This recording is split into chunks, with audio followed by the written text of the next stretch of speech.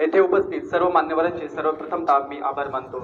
ज्याच्या चेहऱ्यावर तेज आहे, ज्याच्या देहामध्ये शक्ती आहे, ज्याच्या चेहऱ्यावर तेज आहे, ज्याच्या देहामध्ये शक्ती आहे, ज्याच्या मनामध्ये उत्साह आहे, ज्याच्या बुद्धीमध्ये विवेक आहे, ज्याच्या मनगटामध्ये बळ आहे, जे सिंहासारखे निर्भय आहे, ज्याचं चारित्र्य शुद्ध आहे, त्याची व्यसनापासून मुक्तता आहे आणि ज्याचं देशावर प्रेम आहे, आई वडिलांवर श्रद्धा आहे आणि ज्याचं ध्येय उच्च आहे, अशा माझ्या स्वामी विवेकानंद यांच्या स्वप्नातील युवक युवती बंधू आणि भगिनींनो नमस्कार।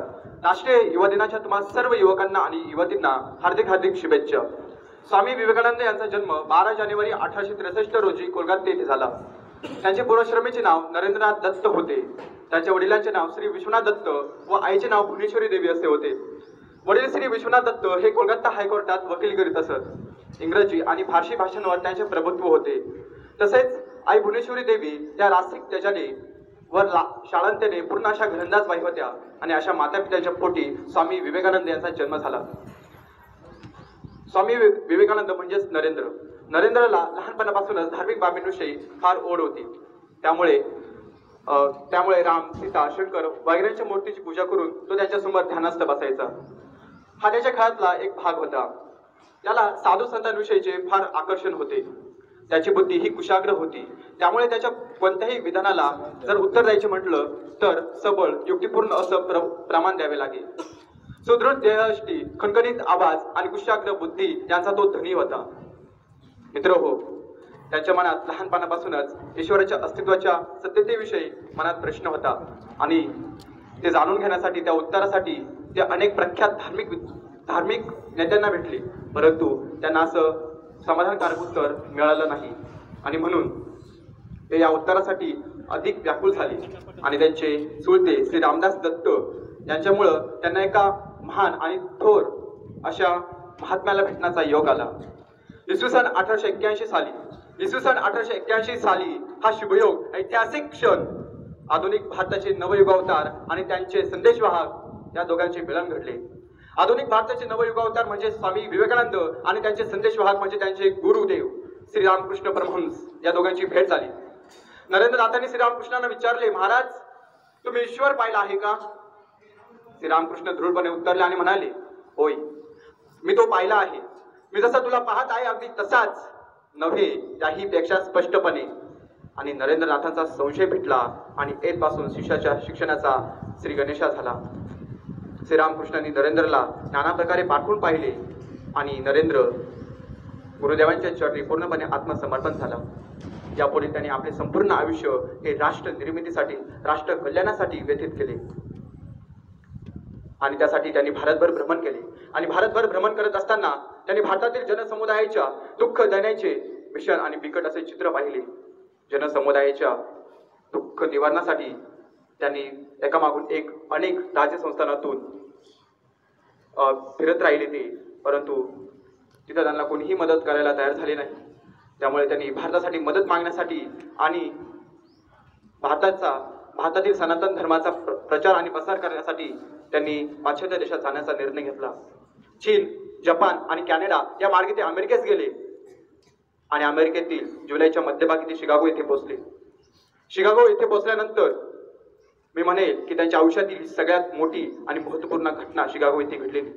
11 सप्टेंबर 1893 साली विश्व धर्म परिषदेचे उद्घाटन झाले। आर्ट इन्स्टिट्यूटचा भव्य आणि प्रशस्त हॉल सुमारे 7000 श्रोत्यांनी ठासून भरलेला होता।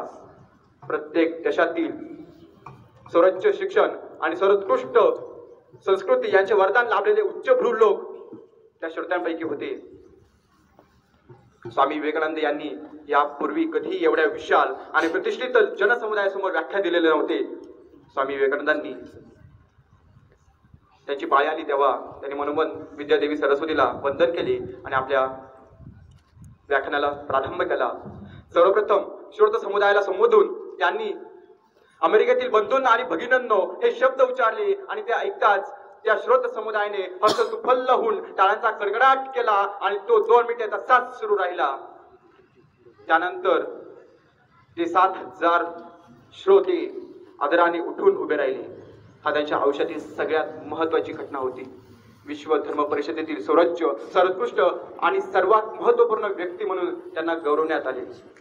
त्यांच्यासारखा आणि कालचे संन्यासी दीक्षा पात्र धारण केलेले एक सामान्य संन्यासी आज प्रसिद्धीच्या सर्वोच्च शिखरावर पोहोचले होते.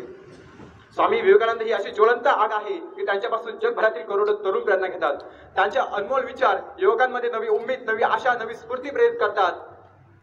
मानवी जीवनात विकासासाठी शिक्षणाचे महत्त्व, शिक्षणाचे तत्वज्ञान राष्ट्र निर्मितीसाठी किती महत्त्वपूर्ण आहे हे पटवून देणारे म्हणजे स्वामी विवेकानंद. शिक्षणाचे ध्येय माणूस निर्माण करणे होय हे पटवून देणारे म्हणजे स्वामी विवेकानंद. ज्ञानसाधनेचे एकमेव रीत म्हणजे एकाग्रता होय हे सांगणारे म्हणजे स्वामी विवेकानंद.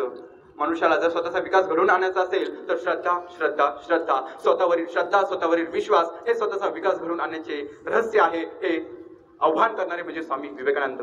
लोक म्हणतात की याच्यावर विश्वास ठेवा, त्याच्यावर विश्वास ठेवा, पण स्वामी विवेकानंद म्हणतात की मी म्हणेल आणि स्वतःवर विश्वास ठेवा, हाच उपाय आहे. मित्र हो, आम्ही सर्वजण शिक्षण घेत आहोत, परंतु शिक्षण म्हणजे काय, शिक्षण कशाला म्हणावे? स्वामी विवेकानंद यांनी फार सुंदर शिक्षणाची व्याख्या केली आहे. शिक्षण म्हणावे कशाला? पुस्तके वाचण्याला नाही, निरनिराळ्या प्रकारचे ज्ञान मिळवण्याला नाही, त्यालाही नाही. मग शिक्षण म्हणावे कशाला? स्वामीजी म्हणतात की ज्या शिक्षणाद्वारा इच्छाशक्तीचा प्रवाह आणि अभिव्यक्ती हे आपल्या स्वतःच्या ताब्यात येतात आणि फलद्रूप होतात त्यालाच म्हणावे शिक्षण. ज्या शिक्षणाने माणूस आपल्या स्वतःच्या पायावर उभा राहू शकतो तेच खरे शिक्षण. चारित्र्य घडवणारे, मानसिक बळ वाढवणारे, बुद्धी विशाल करणारे आणि स्वावलंबी करणारे म्हणजे शिक्षण. म्हणतात ना, शिक्षण हे वाघिणीचे दूध आहे, तो जे प्राशन करेल तो वाघासारखा फडफडल्याशिवाय राहणार नाही आणि तेच करेल. आणि हे शिक्षण घेत असताना मनाचे सामर्थ्य ठेवा. एकदा की एखादी कल्पना तुम्ही स्वीकारली की मग तिलाच आपले जीवन सर्वच बनवा. स्वामीजी म्हणतात की सतत तिचाच ध्यास घ्या, तिची स्वप्न बघा, तिच्यावर जगा. तुमच्या शरीराचा अनुरेणू त्याच विचाराने, त्याच कल्पनेने भरला जाऊ द्या. यशस्वी होण्याचा हाच मार्ग आहे. स्वामीजी म्हणतात की जर तुम्हाला स्वतःचे सामर्थ्य वाढवायचे असेल तर तुमची एकाग्रता ही बळकट करा. एकाग्रता जितकी अधिक असेल तितके ज्ञान प्राप्त होईल. कारण स्वयंपाकी जर आपले काम हे एकाग्र मनाने करेल तर त्याचा स्वयंपाक हा उत्तम होईल. मनाची एकाग्रता जितकी अधिक असेल तितके ते काम चांगल्या प्रकारे होईल. स्वामीजींचे हेच विचार मला प्रेरित करतात आणि म्हणूनच मी त्यांना माझे आदर्श मानतो. स्वामीजींनी भारताच्या समोरच नव्हे तर संपूर्ण जगताच्या युवकांसमोर एक आदर्श उभा केला आहे. स्वामी विवेकानंद यांच्या मनातील युवा पिढी कशी असावी त्या एका कवितेद्वारे सादर करतो. उद्योन्मुख व्हावा युवा, बलशाली हृदयाचा ठेवा. उद्योन्मुख व्हावा युवा, बलशाली हृदयाचा ठेवा. पावन येथे कन्याकुमारी, असा विवेक पुन्हा घडावा, असा विवेक पुन्हा घडावा, असा विवेक पुन्हा घडावा. उद्याच्या आईचा आदर, स्त्रीचा सन्मान व्हावा. उद्याच्या आईचा आदर, स्त्रीचा सन्मान व्हावा, असा संपूर्ण युवा पिढीचा संकल्प असावा, असा संपूर्ण युवा पिढीचा संकल्प असावा. सुसंस्कृतीचा अभिमानाचा बलशाली हा युवा राष्ट्र घडावा. सुसंस्कृतीचा अभिमानाचा बलशाली हा युवा राष्ट्र घडावा. हृदयाच्या स्पंदनात जाणीवांच्या असाव्या जिवंत सवेलना, अशी युवा हो मनोकामना, अशी युवा हो मनोकामना, अशी युवा हो मनोकामना. स्वामीजींसारखा ज्ञानवंत, कीर्तिवंत, धर्मनिष्ठ, सामर्थ्यवान, अद्वितीय पुरुष होणे शक्य नव्हे.